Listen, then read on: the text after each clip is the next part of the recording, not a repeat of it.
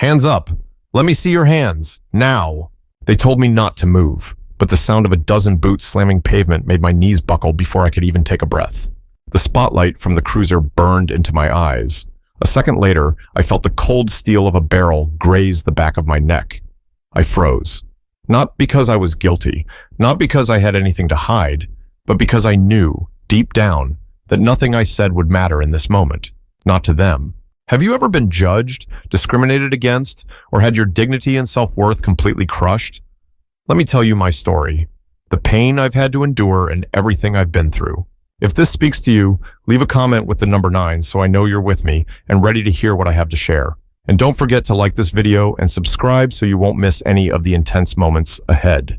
If you're deaf or have trouble seeing, please turn on the subtitles. We created them especially for you, because you matter. This is Radio from Hine, the #1 YouTube channel for justice and equality for everyone, standing strong against racism and discrimination.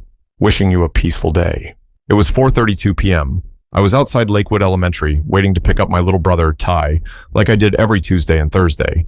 He was in 3rd grade, quiet, obsessed with bugs and comic books. I had just finished an AP Calculus review session at Lincoln Heights High School and took the shortcut through Reed Avenue to get here on time. That's when the sirens hit. That's when everything collapsed. The street exploded into chaos. 3 police cars, unmarked units, officers yelling, neighbors watching from porches. I turned my head, trying to make sense of it, when I heard it again. You, in the red hoodie! Hands where I can see 'em! I blinked. Red hoodie? I looked down. I was wearing it. My favorite one. A little faded, but clean. I didn't even own another hoodie. Nothing about me screamed threat. Backpack slung over my shoulder, braids tied back. Still wearing my school lanyard, but none of that mattered. Not when you're 17, Black, and standing on the wrong block at the wrong time. Get down! Down on your knees! 2 officers closed in fast. One of them, white, tall, face flushed and twitching. His name tag read Vickers. The other, Latino, shorter, barrel-chested, Mercer. They didn't ask me a single question before they shoved me face first onto the sidewalk. Do you know why we're stopping you? Vickers barked. I shook my head, stunned. No, I was just coming to... We have video footage, he snapped. Surveillance cam caught someone leaving the Westland Pharmacy 15 minutes ago. Red hoodie, female, about your height. Pharmacy? I hadn't been anywhere near that corner. Still, I felt my breath lock in my chest. They were serious. I tried to speak. That's not me. I've been at school all day. I can call my... Save it, Mercer said, already snapping a zip tie around my wrists. You're being detained on suspicion of robbery. Robbery. That word detonated in my ears like a gunshot. Me? A thief? My stomach flipped. My skin went cold. I could hear bystanders murmuring. A woman said softly, "Poor girl. She looks terrified." Another voice, more cynical, muttered, "She shouldn't have run if she was innocent." But I hadn't run. I hadn't even moved. Officer Vickers yanked off my backpack. Got something to hide in here? He sneered. It's just books, I gasped. I was just coming to get my little... My voice cracked. I couldn't finish the sentence. Not with my face pressed into pavement. Not with humiliation seeping into my spine. Then came the moment I'll never forget. Vickers unzipped the front pocket of my backpack, pulled out my calculus textbook, a protein bar, a water bottle. Then he reached the padded laptop sleeve. His hand went still. What the hell is this?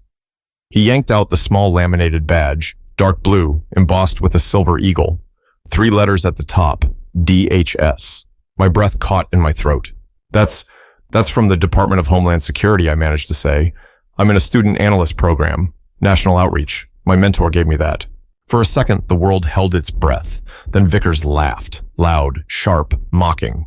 So now you work for the feds? What's next? You run NASA too? No, it's a verified high school track. He shoved the badge in his jacket pocket like it was stolen candy. Fake badge. Real dumb move. It's not fake, I said, firmer this time. You can call. You think I'm going to call the White House for you? He snapped. You're not special. You think this little badge protects you? I did. I really did.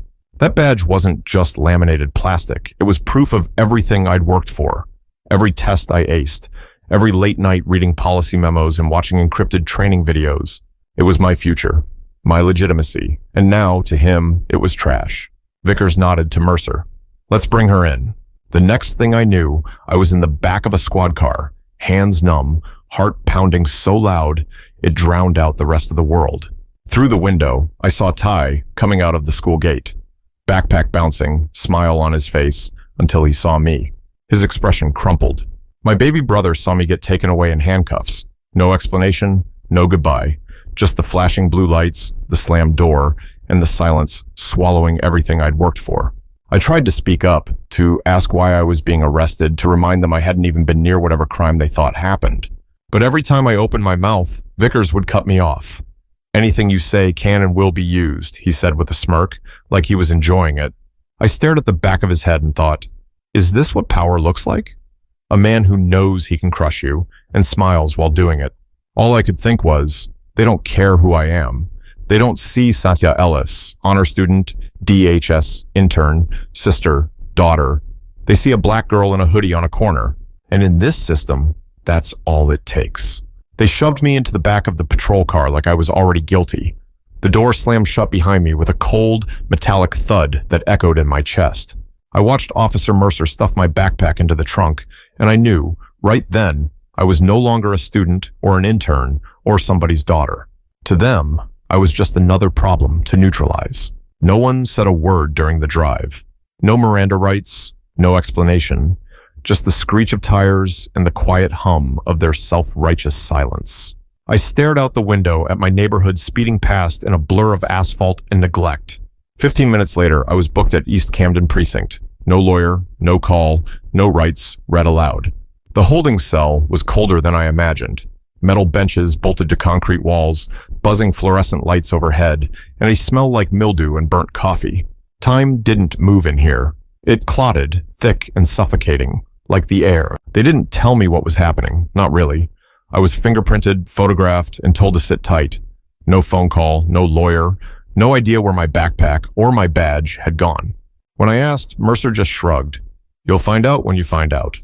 I sat there in silence, hands still trembling from the zip ties they'd only just cut off. My wrists were raw, bruised. Every time I flexed my fingers, a dull ache shot up my forearm. I kept replaying the moment Ty saw me in cuffs, his little face crumpling into disbelief. I wanted to cry, but I refused.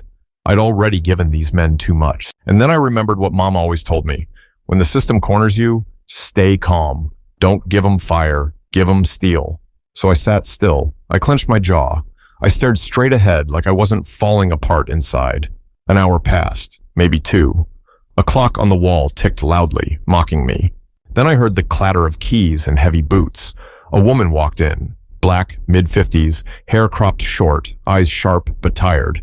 Her badge read Detective D. Dorson. She didn't smile. She didn't frown. Just looked at me for a beat, then said, "Let's process you." Her voice was even, not harsh, not kind, just flat. Like she'd said those words to 100 kids before me. I stood. My legs ached from the cold metal. She led me to a fingerprinting machine, took my prints without a word. Then a mugshot. Flash, another angle. Flash again. I was just another folder in the system now. When it was done, she handed me a paper cup of water and nodded toward a bench. "Sit." I didn't know what to make of her. There was something guarded in her eyes.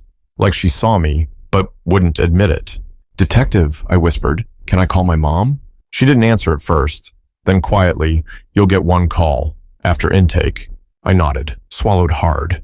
She glanced down at the file in her hand. My name, date of birth, school ID, DHS badge listed as suspicious item. Then she looked up at me. "You in some kind of government program?" I hesitated. "Yes, Department of Homeland Security, high school track, policy analytics." Her face didn't change. She left. A guard watched me for a while, then walked off. I sat alone. Long minutes passed. I counted the cracks in the floor. I mouthed my mom's number to myself over and over. I wasn't sure if I remembered the last digit right. My hands were shaking too bad to trust memory. Then, finally, Detective Dorson came back and handed me a phone. I punched in the number. "Hello?" It was her. "Mama," I gasped. "It's me. They arrested me. I don't know why. They say I matched some footage. Something about a pharmacy." "Saniyah?" Her voice cracked. "Baby, where are you?" "The precinct on East Camden. They won't tell me anything. I'm coming, right now, and I'm calling Marvin Clive." Those words hit me like oxygen. Mr. Clive was an old friend of my mom's, used to be a civil rights attorney before he retired. He helped with neighbors' housing disputes and school board complaints. He was calm, steady, sharp as a razor under all that soft-spoken charm. "I'll be there," Mama said. "Don't say anything until he gets there, you hear me?" "Yes, ma'am." We hung up, but no one came right away. Instead, Mercer returned, with Vickers right behind him. They took me to a small gray room with a metal table. No windows, just four walls and a mirror I knew wasn't just a mirror. Vickers leaned back in the chair across from me. "So, DHS girl, you gonna tell us the real story now?" "I already did," I said, quiet but firm. "I was at school all day. You can check the attendance log." "We checked," Mercer said. "You left early." "That's not true." Vickers scoffed. "Someone says they saw you run from the Westland Pharmacy. We're reviewing the footage. Still, red hoodie, female, about your build. Bit of a coincidence, don't you think?" I looked him dead in the eye. "I didn't do anything." "That's funny," Vickers said, standing, "because when I see fake DHS badges and teenage backpacks, I don't usually assume innocence." "It's not fake," I snapped. "There's a contact, Miss Preston. She's my DHS mentor. You can call her." "Yeah, sure," Mercer muttered. "We'll get right on that." They left me in that room for what felt like forever. The walls started closing in. My heartbeat thudded in my ears. I wanted to scream, but I didn't. I thought about my mom, flying down Camden in her busted Corolla. I thought about Ty, probably still sitting on the school curb with no ride. And I thought about that badge, everything it symbolized, everything they were trying to erase. When Dorson came back, she didn't say anything, just handed me a packet of chips and a juice box, like I was 5. I took it because I was starving, but part of me hated that I was grateful. She sat on the other side of the room, watching, not interrogating, not helping, just watching. And in that silence, I realized the truth. She didn't have to call me a liar. She didn't have to laugh like Vickers. Her silence was enough. It was past midnight when the heavy door creaked open again. This time, the footsteps weren't rushed. They were slow, deliberate, and I knew before I even saw her face. "Mama!" She looked like she'd torn through every red light in West Atlanta just to reach me. Her scarf had come undone, curls clinging to her cheeks, coat misbuttoned. But it was her eyes that stopped me, fierce, fire-lit, and scared. Saniyah. My name cracked in the stale air, soft but sharp.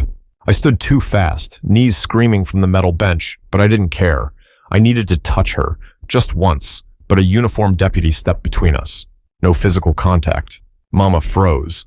Her arms, half raised, hung in the air like unfinished prayers, but her gaze never left mine.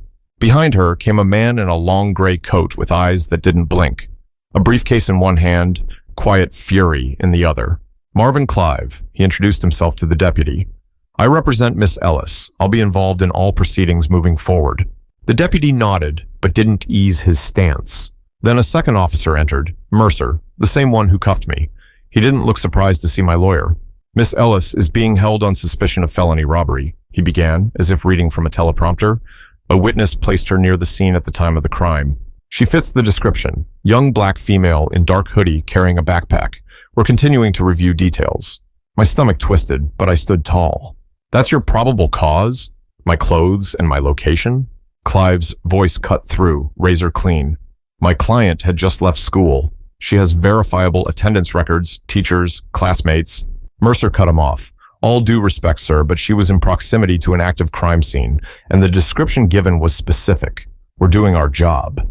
Clive stepped forward. "Is she being charged tonight?" Mercer paused. "She's being processed for preliminary holding while we investigate further." Mama clenched her fists. "You're locking up a child because she walked down the wrong street at the wrong time." Mercer didn't flinch. "We're following protocol." "Convenient how protocol always seems to target kids like mine," Mama said, voice laced with fury. Clive turned back to me, gentler now. "I'm going to do everything I can to get you home, Saniyah. But for now, stay calm, stay smart. This isn't the end." Those words sat like cold stone in my gut. They wouldn't even let my mother hug me. She was escorted out, her eyes locked on mine until the door shut. I wanted to scream, not out of fear, but frustration, rage, humiliation. And then came the transfer. No words, no explanations, just a long, echoing hallway and that low, fluorescent hum that made everything feel like a dream I couldn't wake up from. Mercer walked beside me, silent now. The holding cell door screeched open. Adult female detainment, someone muttered. She's 18. Legal, barely. But that label stripped away everything else I was. I stepped inside.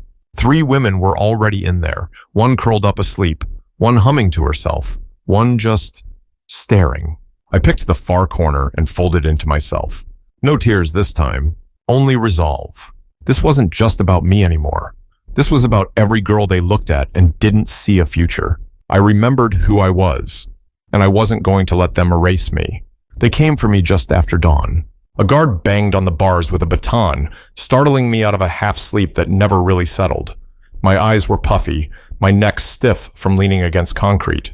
The other women barely stirred. They were used to this. Ellis, let's go. No explanation, no time to process. Just shackles around my wrists again, this time in front, and a cold chain clinking between my ankles as I was led down a hallway that smelled of bleach and regret. Outside, the transport van waited, dark gray, no windows. A deputy muttered, "You're being taken to Fulton County Courthouse. Arraignment hearing." My stomach turned. I'd known this was coming, but it still hit like a punch. The courtroom, a judge, a room full of people who'd already read me as guilty, a place where one word could change my life forever. The ride was silent, bumpy. I counted every second like it mattered, like it might slow things down or speed them up. My heart did this odd stutter step thing every time we stopped at a light. I wondered if Mama was already there. I wondered if Mr. Clive had managed to pull anything together in time. And I wondered, would anyone in that courtroom even care that I didn't do this? When we finally pulled into the courthouse garage, the deputy escorted me through a back entrance, away from the public. But I still caught a glimpse of reporters swarming near the front steps, camera flashes slicing through the air like warning shots. Their voices blended into a chaotic hum. Is it true she impersonated a federal agent? Was she armed? Any statement from Homeland Security?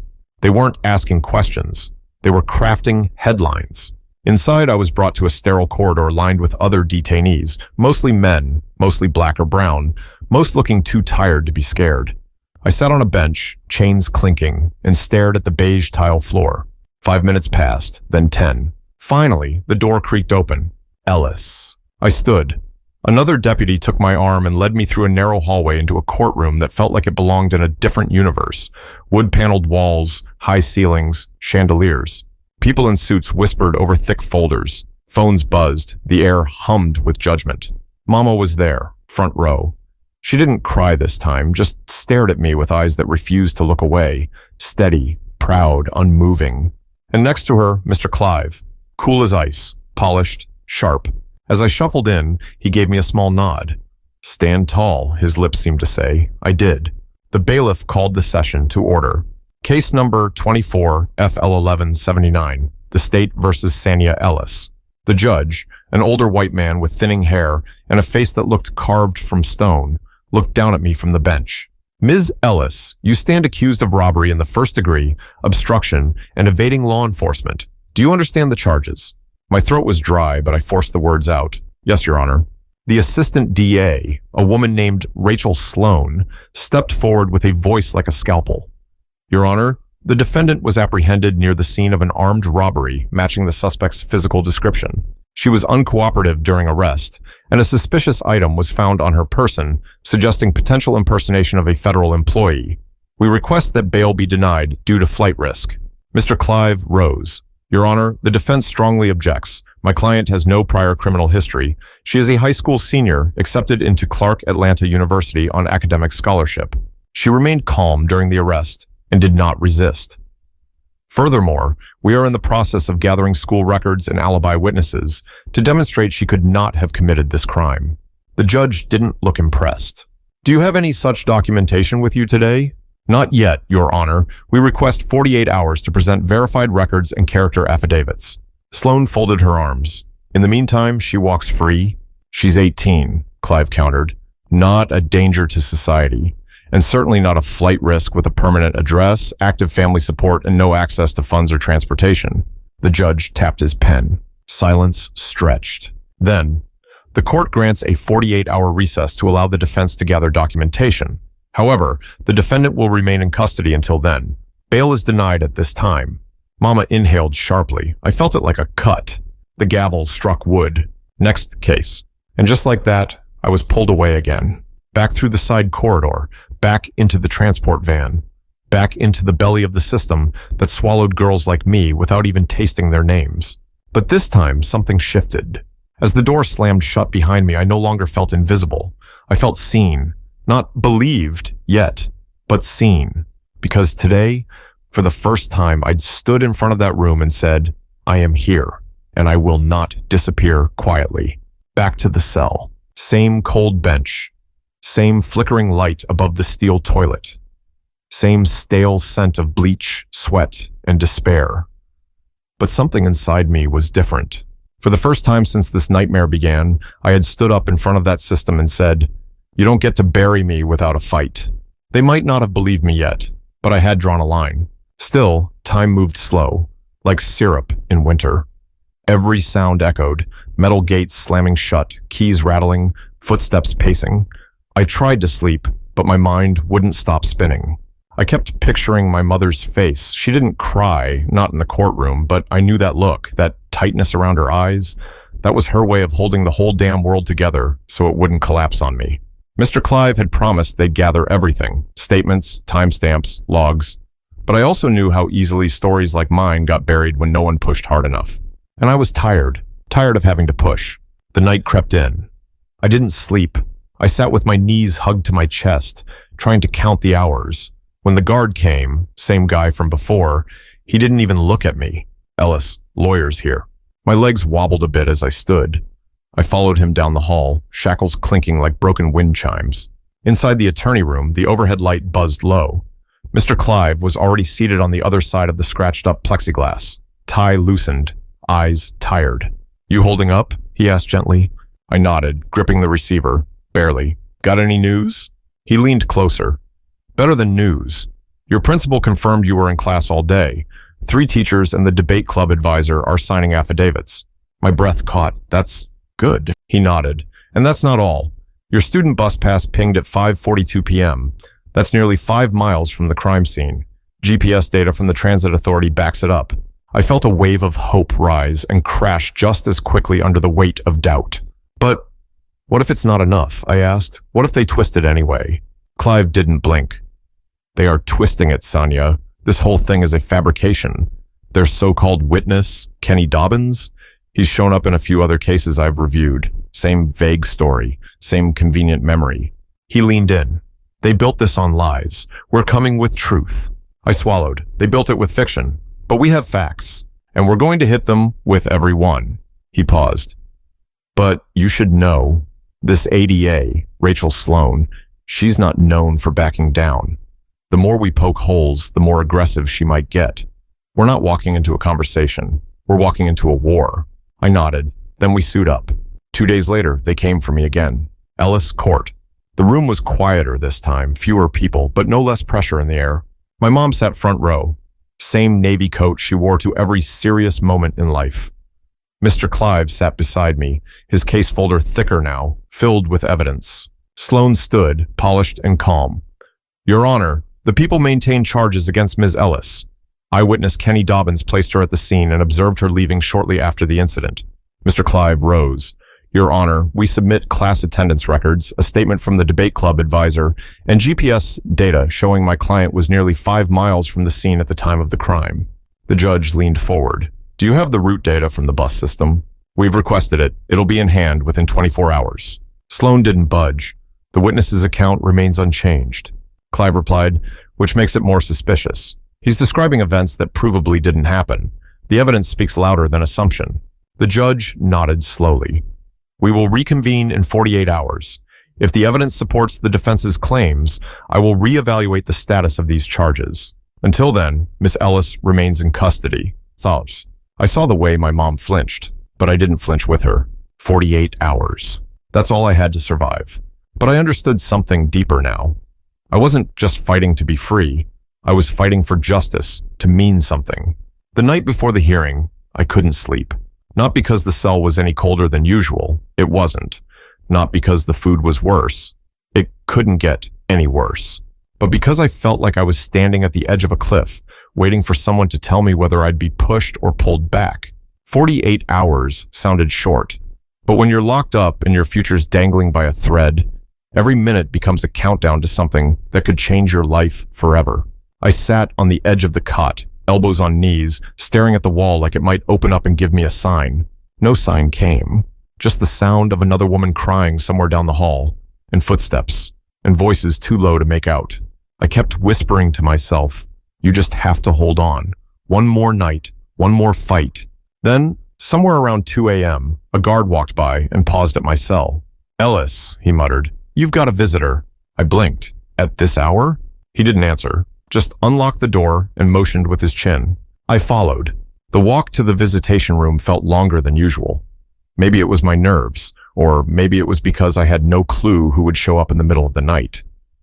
When the door buzzed and opened, I stepped in and froze. On the other side of the plexiglass sat Ms. Lauren Preston. No government badge, no blazer, just a plain sweater, jeans, and eyes that looked more tired than I'd ever seen them. I picked up the receiver slowly. "I didn't think I'd see you again," I said. "I got the call about an hour ago," she replied. "I drove straight here." "You're not here officially, are you?" She shook her head. "No, I'm off the clock, but I needed to see you before the hearing." I hesitated. "You're not here to pull out of the affidavit, are you?" Her expression hardened. "No, the affidavit stands, but you need to know something." I leaned closer. "They're watching," she said. "Not just you, not just me. The whole agency is monitoring this case now, and people up top, they're uneasy." My heart thudded. Uneasy about what? Uneasy about the attention, the noise, the risk that this goes beyond you. I didn't say anything at first. I just stared through the plexiglass. Finally, I whispered, "I didn't ask for any of this." "I know. All I did was walk home." "I know that too." We sat in silence for a second. Then she leaned in. "Be careful tomorrow," she said. "They may try to rattle you, discredit you, but your truth is your shield." I nodded. My voice cracked. "Are you going to testify?"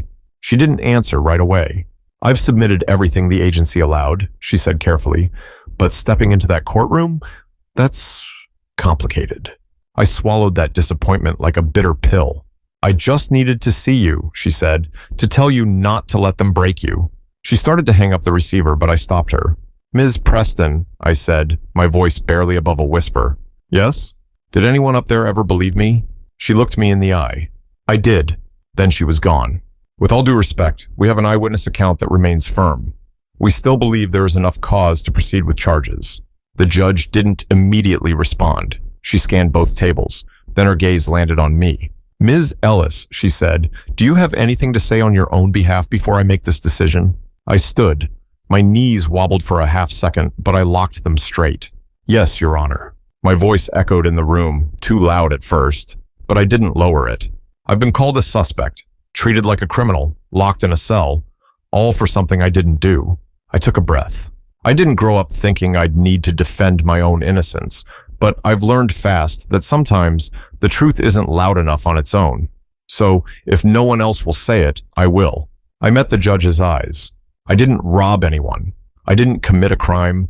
And the longer this drags on, the more damage it does. Not just to me, but to what justice is supposed to mean. The judge looked at me for a long moment, then nodded. "This court will reconvene tomorrow at 9 a.m. for final determination. Ms. Ellis will remain in holding until then." The gavel hit wood, and just like that, I had one more night left to wait. One more night with the weight of a system on my chest. But I had found my voice, and I wasn't letting go of it. The courtroom was quieter than usual. No whispers, no rustling papers, just the rhythmic ticking of the wall clock and the occasional scrape of a chair leg against the floor. I sat there, wrists cuffed, back straight, watching Judge Anita Graves read over the latest affidavit.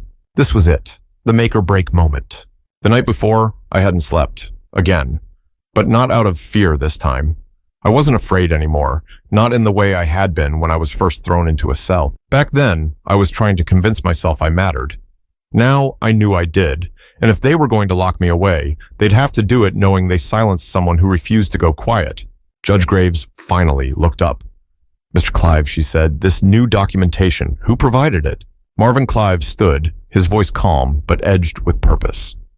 "Your Honor, The confirmation was delivered by a senior official from the Department of Homeland Security, Ms. Lauren Preston. It verifies that Ms. Ellis is enrolled in a federal youth development program under DHS oversight. The room shifted, like everyone collectively leaned forward without moving an inch. Rachel Sloan, the ADA, glanced sideways at the document as if it might catch fire in her hands. "And is this document authenticated?" the judge asked.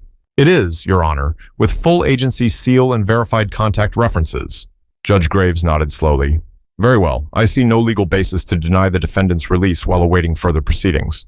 Bail is set at $2,500. Conditions apply: house monitoring, weekly check-ins, and mandatory school attendance." I almost didn't breathe. 2,500. We didn't have that. Not sitting around. But then I heard my mother gasp softly, relief, disbelief, and Clive turned to me and whispered, "We already posted it. You're going home today." That's when my chest caved in with emotion. I didn't cry, not then, but I could feel it rising behind my ribs like a storm. And it wasn't sadness, it was release. After all this, I could finally breathe somewhere that didn't echo. They walked me out through the side door. I kept my head high, even as the reporters outside screamed questions over each other like a pack of crows. I saw my mom waiting near the curb, arms wrapped tight around herself like she was afraid if she relaxed, I'd disappear again. But I didn't. I walked right into her arms. That evening, I sat on the couch in our small living room, curled under an old quilt, holding a mug of chamomile tea I hadn't even sipped. Across from me, Mr. Clive laid out the next phase like a military map. "They're going to fight harder now," he said. "Ida Sloan knows her case is unraveling, but she'll try to salvage it with the only thing she has left, the eyewitness." "The man who lied?" I asked. He nodded. "Travis Bell, 61, unemployed, frequent police informant, paid under the table in more than one case." My stomach clenched. "So, he just made me up?" "Not exactly," Clive replied. "He probably saw you. But they coached him, fed him lines, gave him just enough to claim he recognized you from the scene. That's what they do when they want to make a charge stick." I clenched the blanket in my fists. How is that even allowed? He smiled sadly. "It's not legally, but the system is built to make it hard to prove otherwise." My mom spoke up. "So what now?" "Now," Clive said, "we go on the offensive. We start gathering everything. We collect bus logs, school check-in data, phone GPS records, and we dig into Officer Morales and Mercer." At the sound of those names, my whole body tensed. Clive leaned forward. "Saniyah, if we want to make this case fall apart, we need to expose the pattern. These officers have a record. Not official, not in any file that gets shared. But there are rumors, whispers, people who've dealt with them before. And we find them?" He nodded. "That's where you come in." I blinked. "Me? You're the one who walked through this. You're not just a client now, Saniyah. You're the story. You're the voice." And right then, I realized something. I wasn't just defending myself anymore. I was building something bigger. A case, yes, but also a truth. One that might finally crack the wall that people like Morales and Mercer had built for years. And maybe, just maybe, it wouldn't stop with me. I never thought I'd be taking notes like a journalist. But there I was, cross-legged on the carpet of our small living room, a yellow legal pad balanced on my knees, scribbling names, times, addresses, every story Clive and I could dig up that linked back to Officers Morales and Mercer. This wasn't schoolwork. This wasn't debate prep. This was war. By day, I was just a girl trying to graduate. By night, I became something else. Part investigator, part archivist, part survivor. The list was growing. A 17-year-old named Avery, who claimed Morales had yanked him off his bike for looking suspicious. A young mother, Tasha, who said Mercer had fabricated a charge when she refused to let him search her car without a warrant. An immigrant teenager named Diego, who'd spent 2 nights in jail because he matched a vague description. Their stories echoed mine. They weren't famous. No badges, no titles. Just people who had been steamrolled because they were easy to silence. Until now. Clive was meticulous. "We don't just need stories," he said. "We need patterns, timelines, overlaps.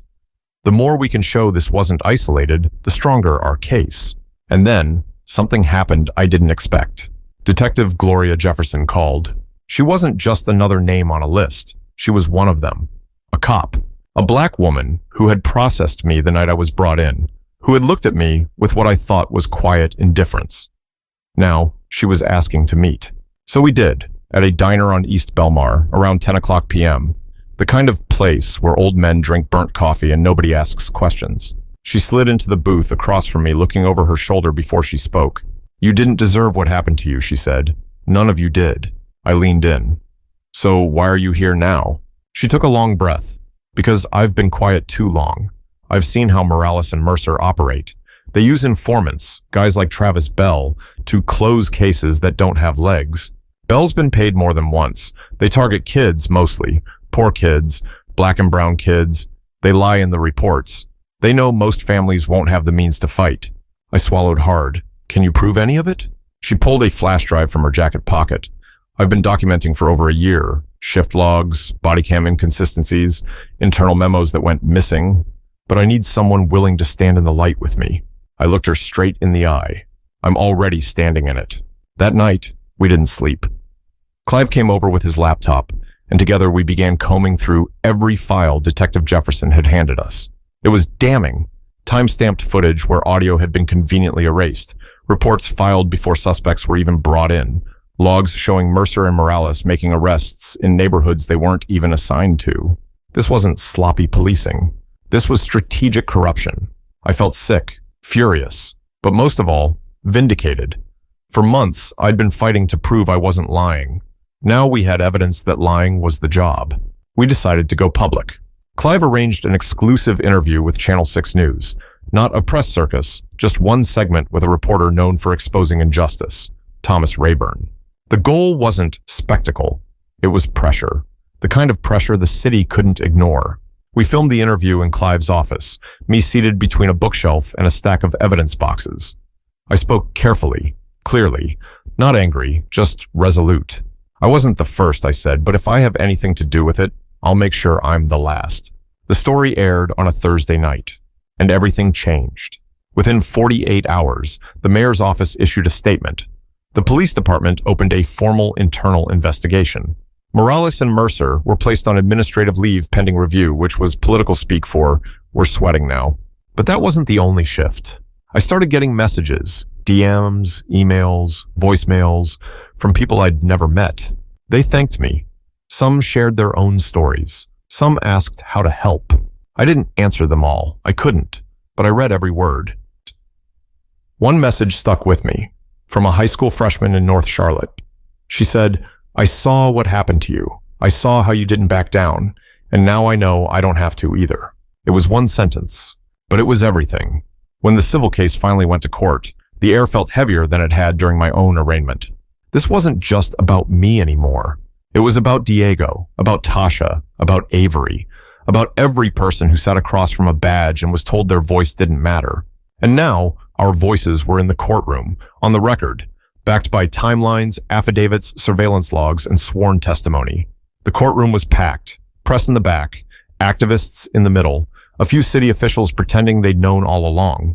But what caught my eye were the two chairs at the defendant's table, Troy Morales and Sean Mercer. For the first time, they weren't in uniform. They wore suits, ill-fitting and stiff, and sat with their lawyers, fidgeting like schoolboys, waiting for a principal to scold them. I recognized the defense attorney immediately. He was one of those high-profile types, smooth, expensive, trained to spin fire into fog. Didn't matter. I had truth. And truth, when it's sharp enough, cuts through anything. Detective Gloria Jefferson took the stand first. Her hands were steady. Her voice was calm.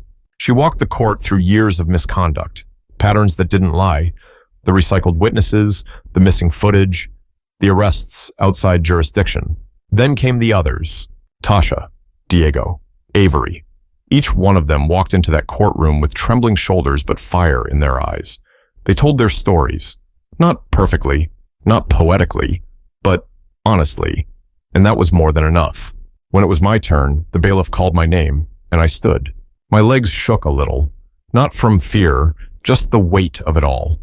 I'd carried this story for so long, it felt unreal to say it into a microphone where everyone had to listen.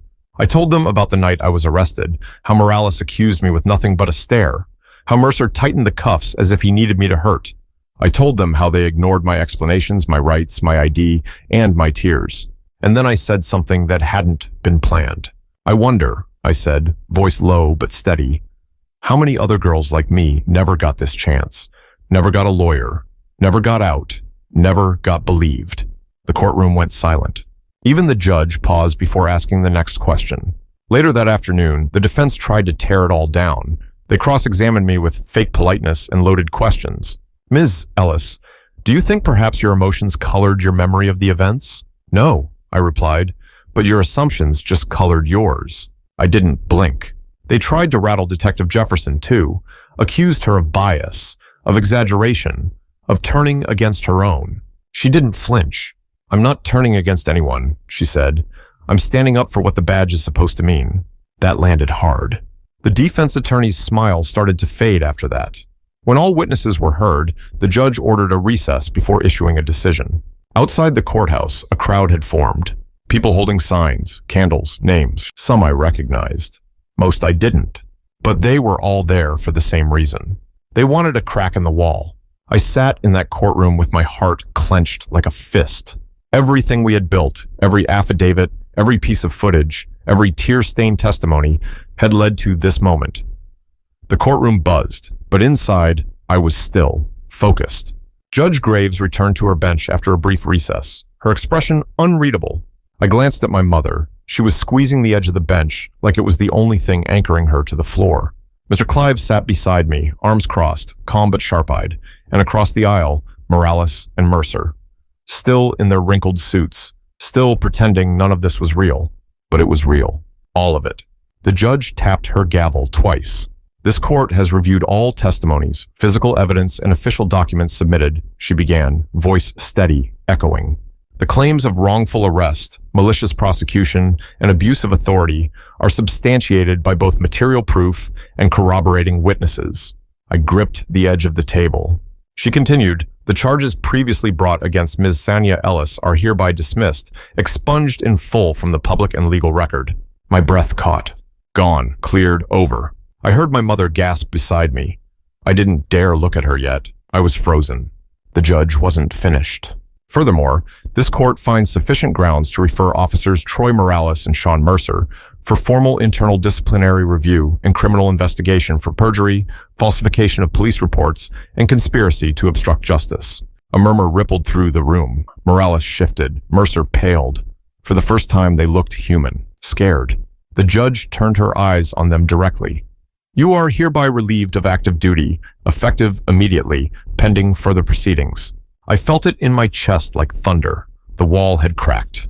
Then came the part I hadn't expected.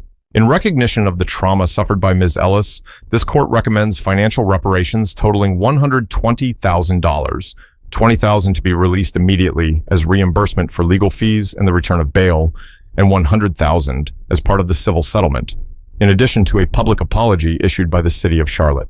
My eyes welled up. Not because of the money, but because, finally, someone had said it out loud. They were wrong. I was right.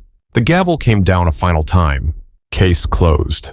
Outside the courthouse, the press was waiting, but so was something else. From my school, from other neighborhoods, from online.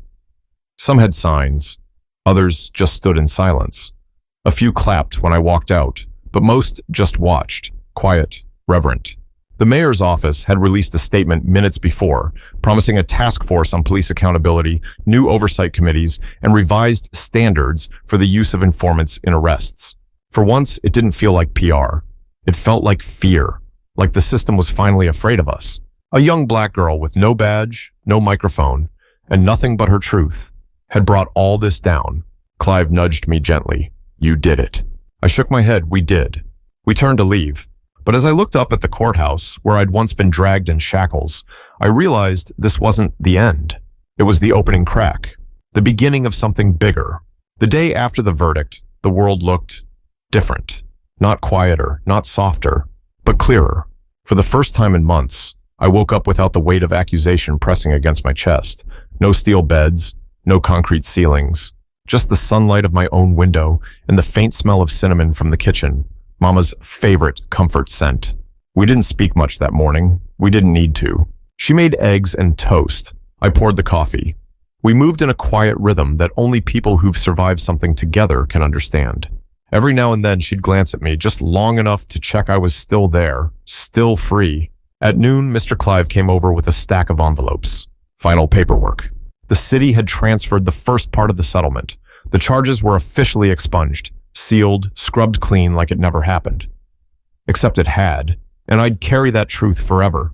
He handed me one last folder. This came from DHS this morning, he said. I opened it. Inside, a formal reinstatement to the High Potential Leadership Program, along with a letter of commendation for resilience, integrity, and service to civic accountability. I almost laughed. Service to civic accountability? I hadn't asked for that job, but maybe it had chosen me. A few weeks later, I stood on stage in the gymnasium of Lincoln Heights High School in front of a crowd that felt too large and too close. Graduation day. My classmates clapped as I took the microphone. Some teachers were crying. I think even Principal Bowen got misty-eyed, though he'd never admit it. I took a deep breath. I was going to say something about perseverance, I began, but y'all already know about that. Laughter rippled. The tension broke. So I'll just say this. Some of us walk through doors others tried to keep locked. Some of us survive things people pretend don't happen. And some of us speak up, even when everyone else tells us to stay quiet. I looked out across the crowd. And when we do, when we choose to tell the truth, we don't just free ourselves, we make room for others. Applause erupted. But what I'll remember most wasn't the sound. It was the silence that followed. A quiet, heavy silence, like people holding their breath with me, holding space. The summer moved fast. I started orientation at Clark Atlanta University early, settled into my dorm. I met my roommate, Saniyah, who told me the first night, I saw your face on Twitter and thought you were, like, FBI or something. We both cracked up. I wasn't FBI, not yet anyway. My days were full of lectures, security briefings, and reading cases that sounded too close to home. But it felt right. Like I'd stepped into the life that was almost taken from me and made it mine again. Then, one August evening, I got a call from Detective Jefferson. They filed charges, she said. I didn't have to ask who she meant. Morales and Mercer. Obstruction, perjury, official misconduct. They're turning on each other already, she added. Morales is claiming Mercer planted the story. Mercer says Morales coached the witness. Classic fall apart. I stared out the window at the DC skyline. So it's happening, I said. It's happening, she confirmed, and the department's putting out new training mandates next quarter. Implicit bias, informant oversight, real changes. You started something. I hung up and sat there, blinking. Not because I couldn't believe it, but because I could. I'm not naive. I know the system doesn't change overnight. I know for every wall that cracks, another gets patched. But something shifted, and not just in the courtroom, in people. A few weeks ago, I got a letter in the mail, handwritten. No return address. Inside was a single sentence. Because you stood up, I'm standing now too. That's enough for me. Maybe I didn't win just for me. Maybe I won for every girl who ever walked home in silence and got stopped for no reason. Maybe I won for everyone who was told their name would never matter. Well, mine does now. And I won't be the last. This story reminds us that justice isn't just about what happens inside a courtroom. It's about the voices that refuse to be silenced, even when the system tries to bury them. In a world where racial profiling and abuse of power still exist, stories like Saniyah's remind us that standing up, speaking out, and demanding accountability can spark real change. It takes courage to confront injustice, and even more, to carry that fight beyond your own freedom for the sake of others. Let this be a reminder. You don't have to wear a badge to stand for what's right. This story is a work of fiction inspired by real-world issues. It is intended for entertainment and educational purposes only. It does not aim to discriminate, attack, or defame any individual, group, or institution. If this story moved you, let us know in the comments. What does justice mean to you? Don't forget to like, share, and subscribe to our channel for more powerful stories that deserve to be heard.